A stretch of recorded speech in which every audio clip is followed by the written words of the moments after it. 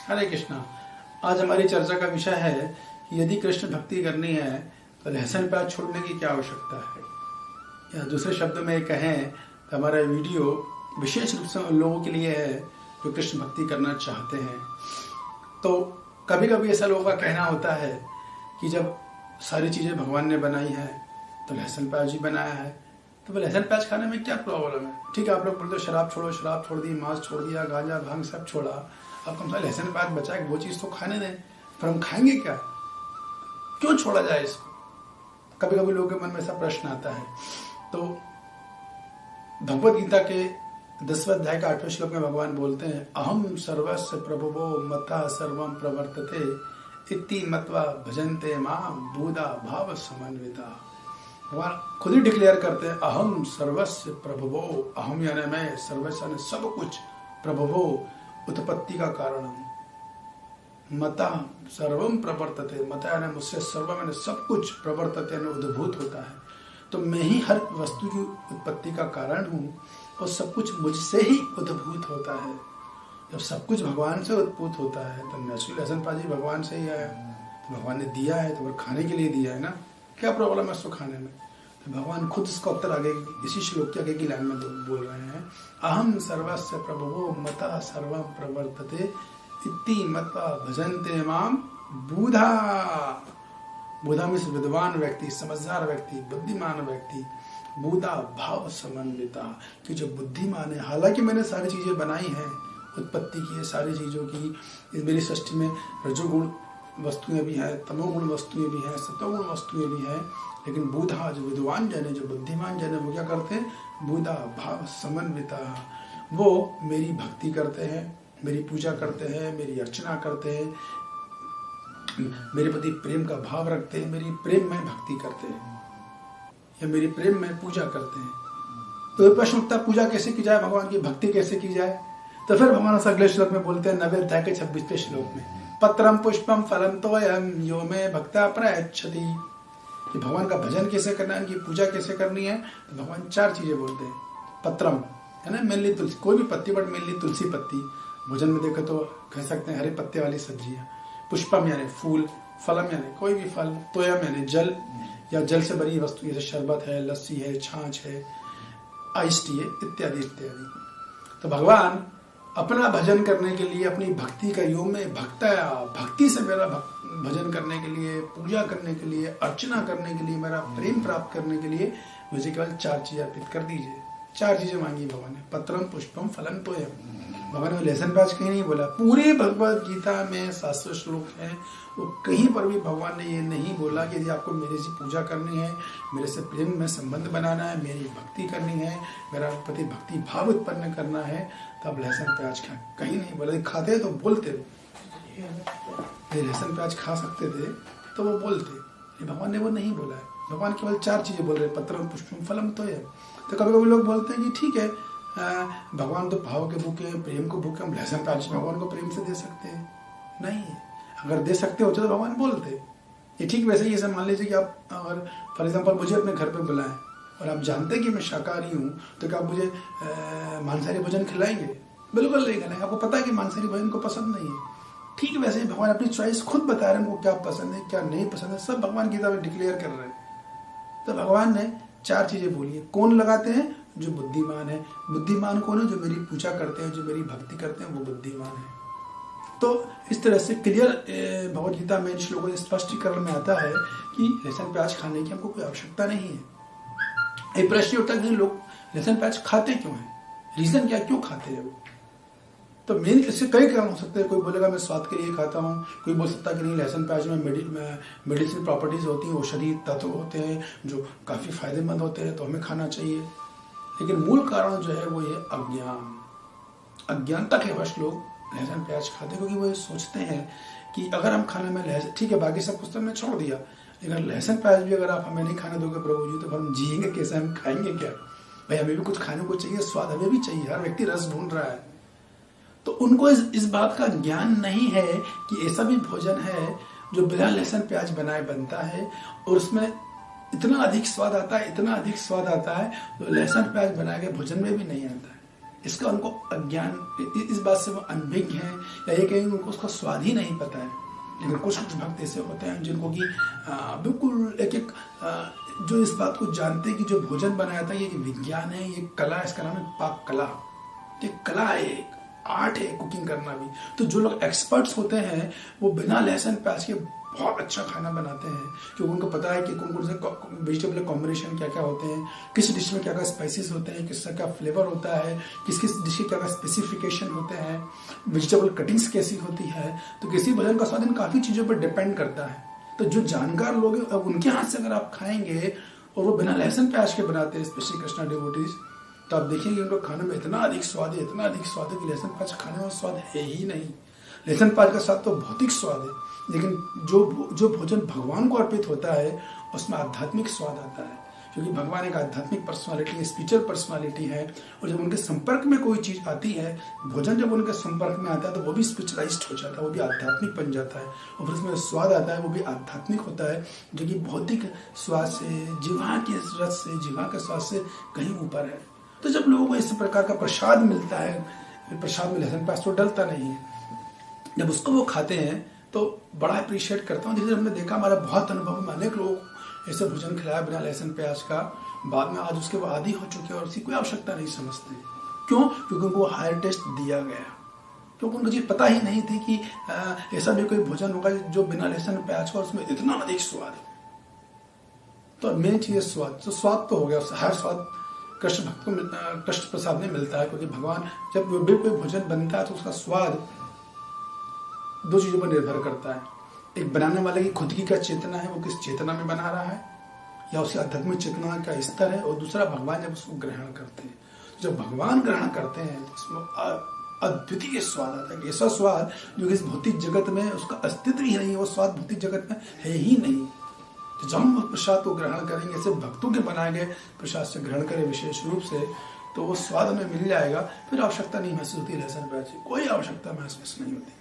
फिर जो लोग लहसुन प्याज खाते हैं एक्चुअली वो भी ढंग से नहीं खाते, क्योंकि ऐसे कितने आइटम खा रहे हैं जिसमें लहसुन प्याज की आवश्यकता नहीं, जरूरत ही नहीं पड़ती है। दूध पीते हैं तो दूध में का लहसुन प्याज डालते हैं क्या? दूध से बनी हजारों लाखों मिठाइयाँ बनती हैं, बर्फियाँ बन रही है, पेड़े बन रहे हैं, जलेबी बन रही है, बहुत सारी चीज़ें हैं। जलेबी तो दूध का आइटम नहीं, लेकिन बहुत सारे स्वीट्स हैं जिनमें लहसुन प्याज नहीं डाला जाता है। फ्रेश फ्रूट्स बनते हैं, हमारे अवेलेबल है, उस किसी में लहसुन बिना प्याज के लोग खाते हैं। ड्राई फ्रूट्स हैं, बिना लहसुन प्याज के लोग खाते हैं। ऐसे अनेक आइटम है जिनमें लहसुन प्याज नहीं डलता है, तो वो हम भगवान को अर्पित कर सकते हैं और वो हम ग्रहण कर सकते हैं, उसमें कोई प्रॉब्लम नहीं। और ऐसा भोजन ग्रहण कराएं बिना लहसुन प्याज का, वो भगवान को अर्पित करें, तो सोने पे सुहागा, तो रोज आप आनंद उठाएं जीवन का अपने। तो हर व्यक्ति को चाहिए कि वो जो है भगवान को भोग लगा के प्रसाद ग्रहण करे। और भगवान को भोग लगा के खाना तो लहसुन प्याज की इसमें आवश्यकता नहीं, क्योंकि भगवान ने उसकी डिमांड नहीं करी। फिर यदि हम ईशोपनिषद जो कि एक उपनिषद है उससे चर्चा करें तो उसका पहला श्लोक है, ईशावास इदम सर्वम यदि किंचिन जगत्याम जगत तेन तक्तेन विंजीता मां गधा कस्यचिद धनम। ईशावास इदम सर्वम, everything is belong to Krishna. Krishna is the only proprietor of everything. जो कुछ इस भौतिक जगत में हमने देखा था, अभी देख रहे हैं और जो भविष्य में देखेंगे, वो सभी कुछ भगवान से उद्भूत है। भगवान ने उसको उत्पन्न किया और भगवान ही उसके एकमात्र स्वामी है। तो वो कह सकता है जब भगवान ने सब चीज को उत्पन्न किया था, भगवान ने लहसुन प्याज को भी उत्पन्न किया है ना, फिर खाने में क्या प्रॉब्लम है? यदि नहीं खाना होता तो भगवान उत्पत्ति नहीं करते। तो आगे बताते हैं कि देखिए, हालांकि भगवान ने उत्पत्ति की है हर चीज की, लेकिन भगवान ने सबको अपना अपना कोटा भी दिया हुआ है, और हम केवल अपना ही कोटा ग्रहण कर सकते हैं जो हमें मिल रहा है। यदि हम दूसरे का कोटा लेंगे तो पाप कार्य माना जाएगा, और जब वो पाप कार्य करेंगे अर्थात दूसरे का कोटा खाएंगे तो फिर कष्ट आएगा, तकलीफ आएगा, मेंटल स्ट्रेस होगा, तरह तरह की समस्याएं जीवन में खड़ी हो जाएंगी। तो कृष्ण भक्त का कोटा क्या है? देखिए, ये मेनली उनके लिए जो कृष्ण भक्ति कर रहे हैं या जो अभी भी नए नए इंस्पायर हुए हैं। तो कृष्ण भक्ति का कोटा भी भगवान ने बताया भगवदगीता में। कृष्ण भक्त का कोटा क्या है? युक्त आहार विहारस्य। भगवदगीता के श्लोक में भगवान ये बात बोलते हैं 6 अध्याय के 17वें श्लोक में, कि उसका कृष्ण भक्ति जो करना चाह रहा है उसका कोटा का युक्त आहार, अर्थात आपको ऐसा आहार लेना है जो कि युक्त है, जुड़ा भगवान की तरफ जोड़ता है, भगवान के भक्ति की तरफ जोड़ता है, गुरु साधु शास्त्र की तरफ जोड़ता है, भगवान की भक्ति की तरफ जोड़ता है, भगवान से अपने संबंध को स्थापित करने में और स्थापित करने के बाद संबंध को प्रगाढ़ बनाने में सहायता करता है। वो आहार लेना है, और वो आहार क्या, वो भी गीता में भगवान बोलते हैं, बिना लहसुन प्याज वाला खाना। भगवान 17 अध्याय अगर आप देखेंगे तो भगवान ने तीनों तरह का खाना बताया, तमोगुणी भी खाना भी बताया, रजोगुणी भी बताया, सतोगुणी भी बताया, तीनों गुण के भोजन बताए गए। तमोगुणी लोग जो हैं उनके लिए तमोगुण भोजन है, जो रजोगुणी लोग उनके लिए रजोगुण है, जो सतोगुणी लोग हैं उनके लिए सतोगुण भोजन है। तो युक्त आहार, कोटा भी आपका का युक्त आहार है, सतोगुणी भोजन लेना है। कोई पूछेगा सतोगुणी क्यों खाना है, क्योंकि भगवान कृष्ण की भक्ति यदि करना है, भगवान विष्णु की भक्ति करना है तो हमको सतोगुण में आना पड़ता है। देखिए भौतिक प्रकृति ये 3 गुणों के द्वारा संचालित है। सबसे नीचे का गुण है तमोगुण, उससे ऊपर का रजोगुण और सबसे ऊपर है सतोगुण। तो भगवान की भक्ति करने के लिए हमको सतोगुण में होना अति आवश्यक होता है। और लहसुन प्याज अगर हम खाते हैं तो लहसुन प्याज हम नीचे के मोड्स में आते हैं, लोअर मोड्स में आते हैं, रजोगुण में आएंगे, सतोगुण में जाते, तमोगुण में जाते हैं। जब ये तमोगुण में जाता है, लहसुन प्याज खाता है तो तमोगुण में जाता है। तमोगुण में जाने के कारण उसमें आलस आएगा, प्रमाद आएगा, निंद्रा में रहेगा, आध्यात्मिक जीवन के प्रति सुस्त रहेगा, वो आलसी रहेगा, निखट्टू रहेगा, निखम्मा रहेगा। कभी देखा लोग कुछ करना नहीं चाहते। अक्सर देखिएगा ऐसे लोग लहसुन प्याज खाते हैं वो ज्यादातर इतना एक्टिव नहीं रहेंगे, यदि रहेंगे तो किसी फल की आशा से रहेंगे, तो वो रजोगुणी लोग हैं। तो लहसुन प्याज खाने से चूंकि वो तमोगुण उत्पन्न करता है, तमोगुण से व्यक्ति को क्रोध आता है, क्रोध आता है तो क्रोध जो है वो तमोगुण का उत्पाद है, तमोगुण से क्रोध उत्पन्न होता है। क्रोध आया, व्यक्ति के निर्णय गलत होते हैं, क्योंकि क्रोध बुद्धि को कवर करता है। और फिर tension, anxiety, mental suffering, stress इत्यादि इत्यादि सब तरह तरह की प्रॉब्लम, एंजाइटी, यहाँ तक कि लोग सुसाइड तक जाते हैं, सुसाइड तक कर लेते हैं। इतना भयानक परिणाम हो सकते हैं लहसुन प्याज के खाने के, इतना अधिक व्यक्ति गिर सकता है लहसुन प्याज को खाने से। तो लहसुन प्याज इसलिए जो कृष्ण भक्ति करते हैं उनको लहसुन प्याज नहीं खाना चाहिए, क्योंकि तमोगुण में लेके जा रहा है, तो कृष्ण भक्ति के लिए सतोगुण की आवश्यकता है। आप कोई कहेगा लेकिन ठीक है आपकी बात हमने मानी, लेकिन लहसुन प्याज में बड़े औषधीय गुण होते हैं। जिनको हाई ब्लड प्रेशर की प्रॉब्लम होती है तो लहसुन जो है वो खून को पतला करता है, घुटनों का दर्द का खत्म करता है, और भी शरीर कई रोग खत्म करता है। हाँ, औषधि गुण है, बिल्कुल है, नो डाउट, उसको इनकार नहीं किया जाएगा। लेकिन वो औषधि गुण के लिए भगवान ने दूसरी वस्तु भी बनाई, उनमें पर्याप्त मात्रा में उपलब्ध है। जैसे फल है, फूल है, दूध है, या ऐसी औषधियां हैं, जड़ी बूटियां हैं, जिनमें सारे तत्व हैं, जिससे कि औषधि गुण का अल्टरनेट हमारे पास अवेलेबल है, जिनको हम उनको ले सकते हैं। इसलिए औषधि गुण की बात हो तो वो लहसुन प्याज की आवश्यकता नहीं है। स्वाद के लिए खा रहे हैं आप तो वो भी चर्चा हमने कर ली, उसकी भी आवश्यकता नहीं है। और भगवत प्राप्ति के पद में हमें जाने के लिए सतोगुण में आना अत्यधिक आवश्यक होता है। इसलिए और तमोगुण जो है, लहसुन प्याज जो है तमोगुण में लेकर जाता है, तो फिर हमें तमोगुण में भी लहसुन प्याज खाने की कोई आवश्यकता है नहीं। बड़ा अच्छे सात्विक भोजन करते हैं, सतोगुण में जो व्यक्ति रहेगा वही कृष्ण भक्ति कर पाएगा। सतोगुण में व्यक्ति को सतोगुणी लाइफ स्टाइल में जीना पड़ता है, सतोगुणी भोजन करना पड़ता है, सतोगुणी विचार उसके मन में रहते हैं। तो इस तरीके से व्यक्ति जो है आराम से शांति पूर्वक मन को स्थिर रखकर भगवान के भजन में, प्रभु की प्राप्ति के मार्ग में, हरे कृष्ण महामंत्र के जप में अग्रसर हो सकता है धीरे धीरे। तो चूंकि चीज बाधा बनती है लहसुन प्याज, बस केवल यही कारण है कि भगवत प्राप्ति के मार्ग में, प्रभु की प्राप्ति में, मन को शांत करने में, मन को स्थिर करने में ये चीज बाधा है। ये कारण से इसको मना किया जा रहा है कि इसको ना खाएं, क्योंकि ये बाधा बनेगा। यदि ये खाएंगे तो मन विचलित होता है, काम वासनाएं उत्पन्न होती हैं, फिर तरह तरह की प्रॉब्लम्स आती हैं। खाने में पैसा भी खर्चा करना है, कुकिंग में समय भी लगता है। कभी कभी हस्बैंड घर में बोलते जल्दी से खाना बनाओ। अब जो कृष्ण भक्त पत्नियां हैं वो तो लहसुन प्याज उपयोग नहीं करती, तो खट से बना देती। उनको मेथड पता है, रेसिपीज पता है, देनो सीक्रेट मेथड कैसे कम समय में खाने में स्वाद डाला जाए, तो खट से बनाई जाती है। लेकिन यदि आप लहसुन प्याज यूज करो समय भी बहुत लगेगा, अननेसेसरी धन भी लगता है, और दूसरी और भी मेंटल सेटल प्रॉब्लम्स उत्पन्न होती हैं, जो कि सूक्ष्म रोग उत्पन्न करती है, जैसे तनाव, निंद्रा, डिप्रेशन, सुसाइड इत्यादि इत्यादि। तो इस वजह से शास्त्रों में लहसुन प्याज का निषेध किया जाता है, विशेष रूप से कृष्ण भक्ति करने के लिए, या जो सत्वगुण में आना चाहते हैं। इस संबंध में जब शास्त्रीय दृष्टि से भी देखते हैं तो चर्चा है, श्रीमद् भागवत में वर्णन आता है कि जब समुद्र मंथन चल रहा था, समुद्र मंथन करते समय अंत में निकला अमृत, और अमृत इस पूरे समुद्र मंथन का फल था, या ये कहें कि उस अमृत प्राप्ति के लिए पूरा मंथन किया जा रहा था। तो जब समुद्र मंथन में अमृत आया तो जो सुर असुर दोनों मिलकर कर रहे थे, लेकिन असुर ने पहले ही षड्यंत्र रच रखा था कि अभी हम देवताओं की सहायता ले लेंगे, लेकिन जब अमृत मिलेगा हम इसको हड़प लेंगे, हम पी के अमर बन जाएंगे, फिर हम देवताओं को मार देंगे, तो फिर हमें कोई भय नहीं रहेगा, हमारा चित्र राज्य रहेगा। और इस बात की पूरी जानकारी भगवान विष्णु को थी। और जब उन्होंने देखा कि जो अमृत निकला और अमृतों को असुरों ने छीन लिया, अपने कब्जे में कर लिया, तो भगवान ने मोहिनी अवतार का रूप लिया, अपनी मनमोहक बातों से, अपने सुंदर रूप से, अपनी मनमोहक अदाओं से उनको सम्मोहित कर लिया और असुर पूरे सम्मोहित हो गए। और उन्होंने उनसे पॉट ले लिया और बोला कि मैं पहले देवता को देती हूँ, फिर आपको दे दूंगी। तो देवताओं को असुरों को फिर बड़ा डाउट हुआ कि पहले उनको क्यों, तो उन्होंने बड़ा अच्छा रीजन दिया मोहिनी जी ने। उन्होंने कहा कि देखिए, कोई भी लिक्विड होता है, कोई भी द्रव्य पदार्थ होता है, तो जो मेन सब्सटेंस है वो नीचे की तरफ होता है, वो तल की तरफ होता है, ऊपर तक पानी पानी होता है, तो मैं पानी पानी इनको पिला दूंगी, जो मेन सब्सटेंस है, जो नेक्टर है, जो अमृत है, वो मैं आपको दे दूंगी। असुर मान जाते हैं और सारे देवता एक तरफ लाइन से बैठते हैं, दूसरी तरफ असुर बैठे रहते हैं, और मोहिनी देवी जो है, जो भगवान का अवतार है, वो एक एक करके सब देवताओं को पिलाना चालू कर देती है। और पीते पीते पीते असुर लोग देखते रहते हैं।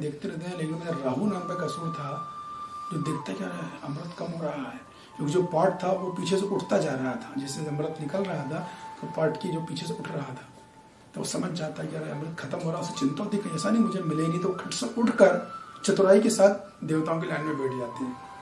और उनका बढ़ते बढ़ते उनका नंबर आता है तो भगवान वो अपना मुंह खोलते हैं, भगवान उनको अमृत डालने लगते हैं। अमृत पीता बड़ा खुश रहता है, चलो अब तो अमर हो गए। लेकिन वे गलती कर गया। बैठे कहाँ थे? सूर्य चंद्र के बीच में, दोनों के बीच में बैठ गए थे वे जाके। और सूर्य चंद्र कौन है? दोनों भगवान की आंखें हैं। शास्त्र सूर्य चंद्रमा की तुलना भगवान की आंखों से करता है। तो सूर्य चंद्र जब देखते हैं कि भगवान इसको अमृत पिला रहे हैं और तो असुर है राहु, तो तुरंत बोलते हैं, हे प्रभु, ये आप जिसको अमृत दे रहे हैं ये देवता नहीं है, ये तो असुर है, ये छल कर रहा है और देवता का रूप धर कर हमारे बीच में आ गया है और छल कर रहा है, आप इसे अमृत पिला रहे हैं। तो जैसे ही भगवान को पता चलता है कि यार ये तो असुर राहु है, तुरंत भगवान अपने विष्णु अवतार में आत्मा सुदर्शन चक्र निकालते हैं और एकदम से उसकी गर्दन को काट देते हैं। खच से गर्दन कट जाती है, सर अलग धड़ा अलग। अभी क्या होता है, जब उनका चक्र से गर्दन कटती है तो उसमें से हड्डी निकलती है, मांस मज्जा रक्त निकलता है। तो वो हड्डी जब धरती पे गिरी उससे पैदा हुआ लहसुन, और जो मांस मज्जा रक्त इत्यादि गिरा उससे पैदा हुई प्याज।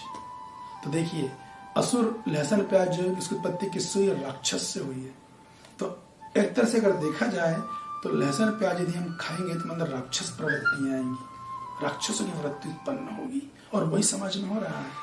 लोग सब जिसको खाने का दौड़ रहे हैं, गला काट प्रतिस्पर्धा चल रही है, रिलेशनशिप में प्रॉब्लम आ रही है, पुराने रिलेशनशिप ब्रेकअप हो रही है, रिलेशनशिप बनती नहीं कि पहले ब्रेकअप हो जाता है, लोग बहुत जल्दी एजिटेट होते हैं, एग्रेसिव हो रहे हैं, एकदम तनाव में हो जाते हैं, शॉर्ट टेम्पर्ड हो रहे हैं, छोटी छोटी बातों में एकदम उखड़ से जाते हैं।